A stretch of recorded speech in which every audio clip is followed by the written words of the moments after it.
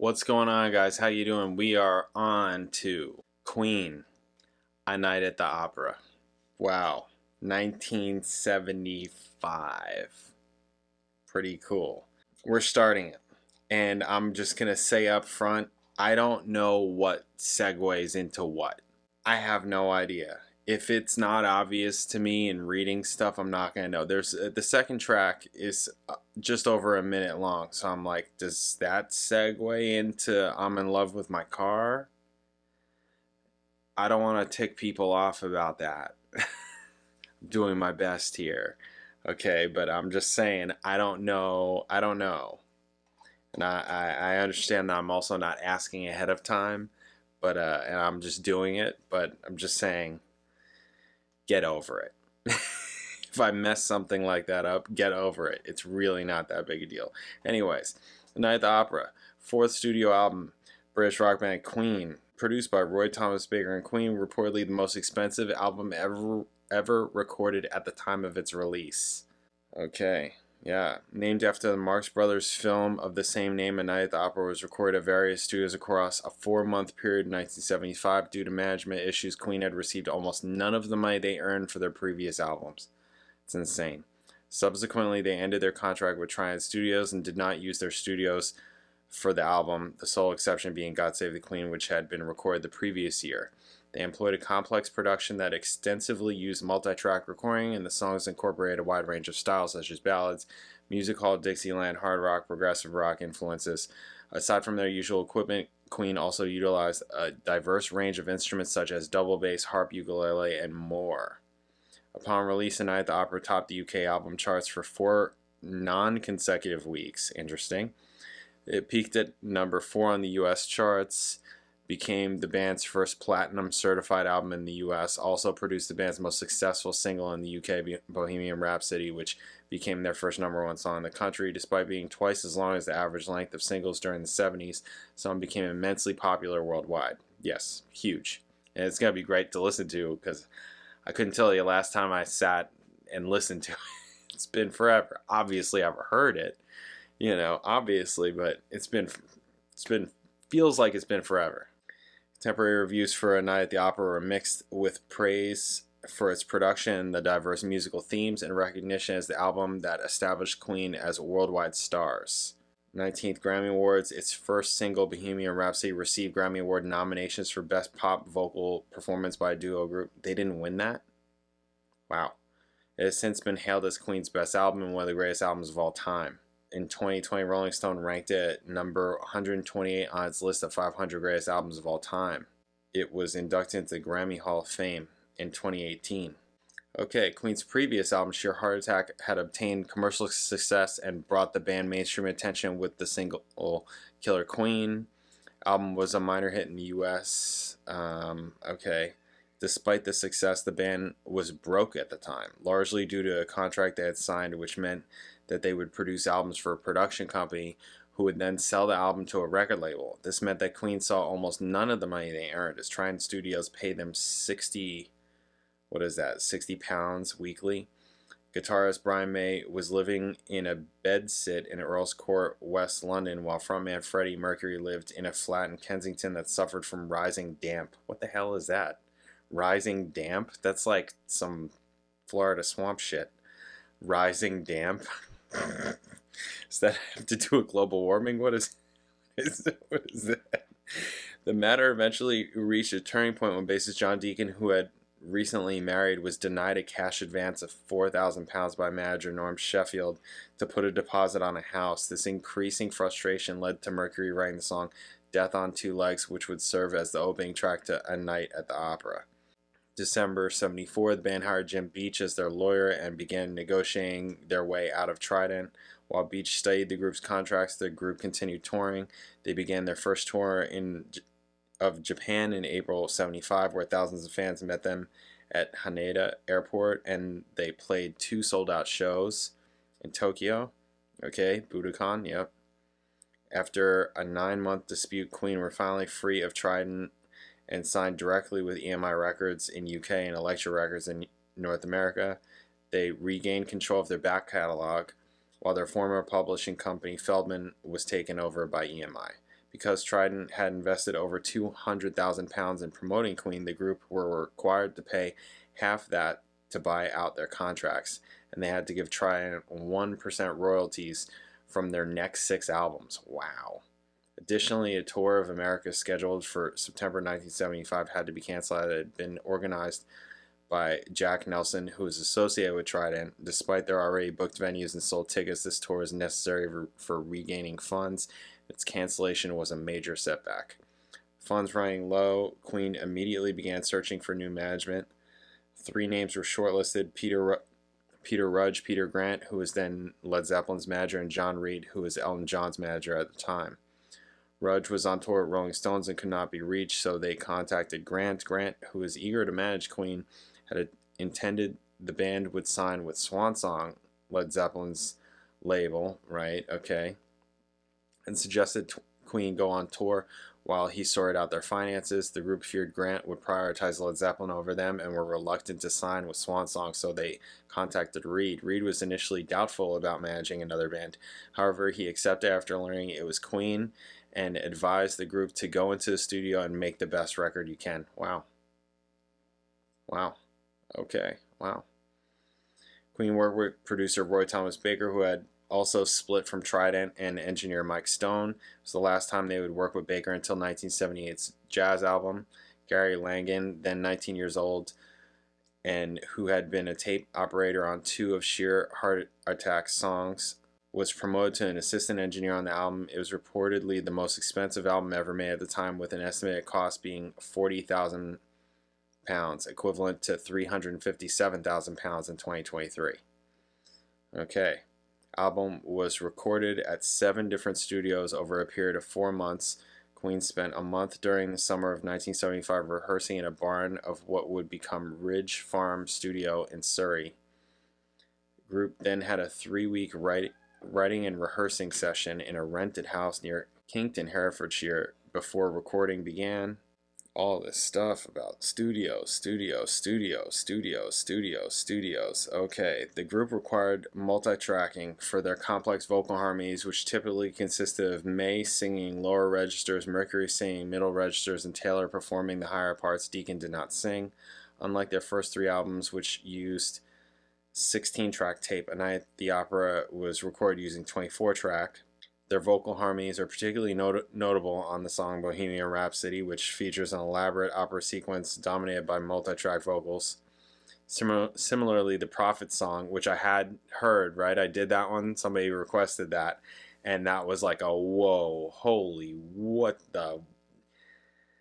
If you don't think that that's an assault, like an onslaught of just sound, right? I mean, come on, guys, come on. Of course, yes, it's an assault on your ears, totally, absolutely.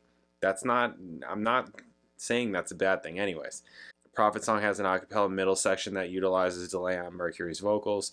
For the self-taught guitar orchestrations, May overdubbed his homemade red special guitar through an amplifier built by Deacon, known as the DC amp, later realized commercially as the Brian May amplifier by Vox. Interesting. Guitar layering is one of May's distinct techniques as a rock guitarist. He has said that the technique was developed whilst looking for a violin sound. Interesting. Aside from their usual equipment, the group used various instruments on the album. Mercury used a grand piano for most of the songs, contributing a jangle piano on Seaside Rendezvous, while Taylor used a timpani and gong on Bohemian Rhapsody. Deacon played double bass on 39 and Wurlitzer piano on You're My Best Friend. Yep. In the album liner notes, May was credited to orchestral backdrops, reference to the fact that he played a number of instruments not typically found in Queen songs. He played an acoustic guitar on Love of My Life in 39, as well as a harp on Love of My Life and a toy koto on the Prophet song. The song Good Company also features May recreating a Dixieland jazz band, which was done on his Red special. Album has been affiliated with prog rock, pop, heavy metal, hard rock, and avant pop. It contains a diverse range of influences, including folk, skiffle, British camp, and music hall jazz and opera. Each member wrote at least 1 song. Mercury wrote 5 of the songs, May wrote 4, Taylor and Deacon each wrote 1. Closing track was an instrumental cover of God Save the Queen, the British anthem, national anthem, for which May was credited as the arranger. For their first 2 albums, much of Queen's songwriting combined contemporary prog rock and heavy metal, which led to a Zeppelin meets Yes description of the band. Okay. However, starting with Sheer Heart Attack, Queen began drawing inspiration from their everyday lives and embracing more mainstream music styles, a trend which A Night at the Opera would continue. Lyrical themes range from science fiction and fantasy to heartbreak and romance, often with tongue-in-cheek sense of humor. The Winnipeg Free Press noted the band blended clever, often poignant lyrics with attractively arranged melodies. All right, let's, I could read forever, right? I could read all this stuff forever, but we got to get to it. Okay, first track is Death on Two Legs. Death on Two Legs is considered to be Mercury's hate letter to Queen's first manager, Norman Sheffield, who for some years was reputed to have mistreated the band and abused his role as their manager from 72 to 75. The lyrics refer to blood-sucking leeches and decaying sewer rats. Though the song never makes direct reference to him, after listening to a playback of the song at Trident Studios around the time of the album's release, Sheffield sued the band and the record label for defamation, which resulted in an out-of-court settlement, but also confirmed his connection to the song. Jeez. Executives at EMI were unsure that the song was a good idea. May was unsure about the lyrics and felt bad that Mercury was singing it, but ultimately realized it was the songwriter's final choice as to what should be sung.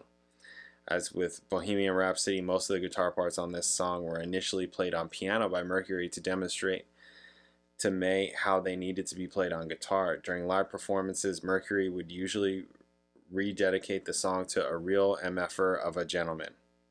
Although this line was censored on the version that appeared on their Live Killers album in 1979. Other than on the live album, he said it was dedicated to an MFer I used to know.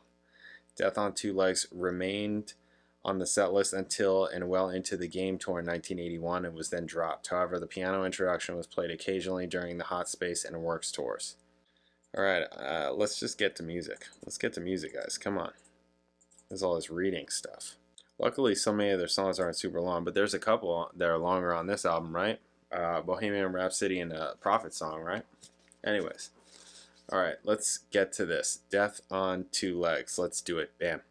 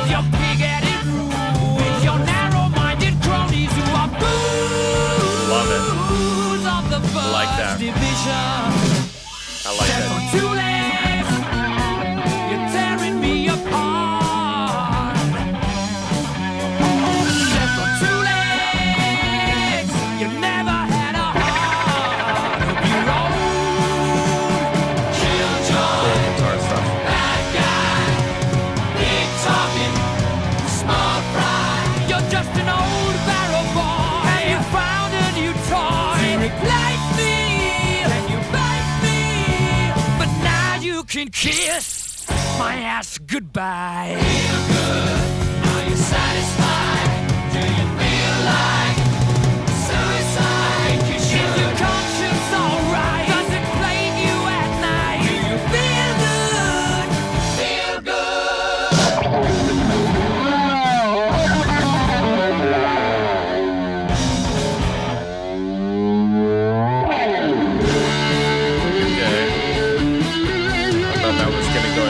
way.